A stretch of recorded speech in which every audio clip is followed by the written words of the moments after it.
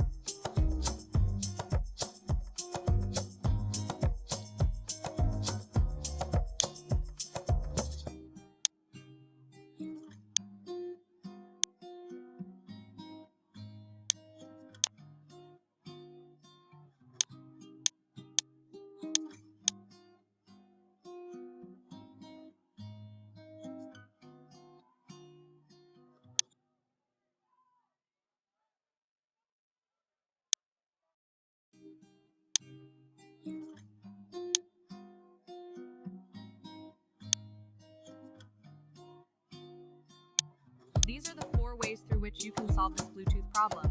If you find my video helpful, then don't forget to subscribe, like, and comment. Thanks for watching.